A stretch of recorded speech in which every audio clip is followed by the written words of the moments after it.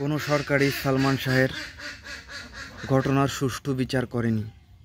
তার ফ্যামিলি পলিটিক্যালভাবে কোন দলের সঙ্গে জড়িত, এবং আপনারা জানেন যে এই মাসে অমরনায়ক সালমান শাহের জন্মদিন, এবং তার অকাল প্রয়াণে গোটা সিনেমা ইন্ডাস্ট্রি একটা টাইমে দগ্ধ হয়ে যায়। তো আজকে আমরা বলবো যে কিছু পলিটিক্যাল ব্যাপার স্যাপার, যে কোনো রাজনৈতিক দল কেন সুষ্ঠুভাবে শুরুও করে না, এবং এই স্বৈরাচার সরকার কীরকম একটা গেম খেলে দিল এবং কেন খেলে দিল সালমান শাহের এই বিতর্কিত প্রণয়টাকে। যদিও এটা বিতর্কিত, কিন্তু তার লাখো ফ্যানরা এবং বাংলাদেশের ম্যাক্সিমাম আমজনতা যেটা মনে করে, এটা আপনি কিভাবে এড়িয়ে যাবেন।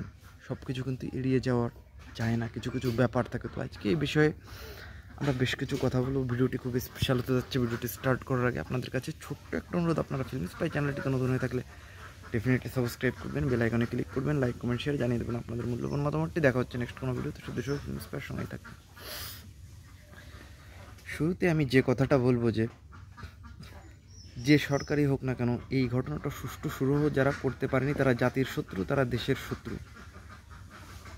এবং আজ থেকে 2-3 বছর আগে যখন আওয়ামী লীগ হাসিনা ক্ষমতায় ছিল, তখন আপনারা হয়তো জানেন যে সালমান শাহের কেসটাকে এমনভাবে শুরুও করে দেওয়া হয় যে এটা একটা সে নিজে থেকে করেছে, সুইসাইডের আওতায় ফেলে এটা করে দেওয়া হয়। এত বছরও এটার কোনো শুরুও করা হয়নি, বা যখন অন্য সরকার ছিল তারাও কিন্তু এই ব্যাপারটা এইভাবে একটা ট্যাগলাইন দিয়ে দেয়নি। তো এই সরকার কেন ট্যাগলাইন দিয়েছে? তবে কি মানুষজন, সাধারণ অডিয়েন্স তারা বুঝবে যে এমনও তো হতে পারে। এটা মানুষের মনে প্রশ্ন জাগতেই পারে যে এটা এইভাবে বলে দেওয়া হলো, তার মানে ব্যাপারটা এরকম না যে সালমান শাহের এই বড় ক্ষতি করার সঙ্গে যারা জড়িত তারা হয়তো কেউ স্বৈরাচার টিমের সঙ্গে যুক্ত ছিল। প্রশ্ন আসতে পারে ভাই, এটা ভেরি একটা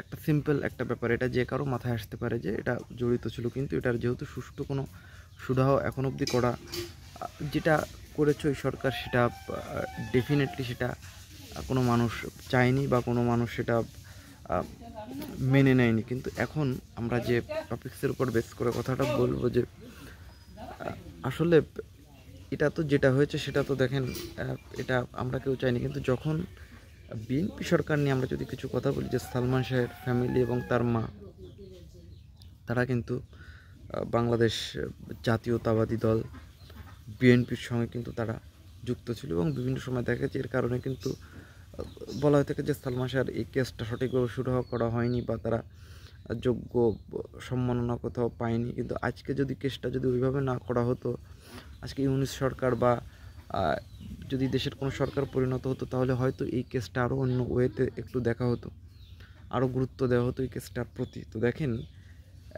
সালমান শাহ আমাদের সবার, তিনি আসলে আমাদের অল দ্য বেঙ্গলিস ইমোশন। কিন্তু সেই জায়গায় দাঁড়িয়ে তার মতো একজন লিজেন্ডের এভাবে চলে যাওয়া নিয়ে যারা পলিটিক্স করতে পারে তারা দেশের শত্রু, তারা জাতির শত্রু, এবং এটা আসলেই অত্যন্ত ঘৃণিত ব্যাপার স্যাপার। এটা আমরা কেউই কাম্য না, এটা আমরা চাইনি যে এইভাবে তার কেসটা শুরু হোক। আমরা সবাই চেয়েছিলাম একটা সঠিক, একটা সুন্দর ওয়েতে একজন সালমান শাহের বিচার হোক, কিন্তু সেটা এই দেশ করেনি এবং এই দেশের লোকজন সেটা করেনি। তো এটা নিয়ে আসলে কি বলবো, এটা নিয়ে তো যাই হোক,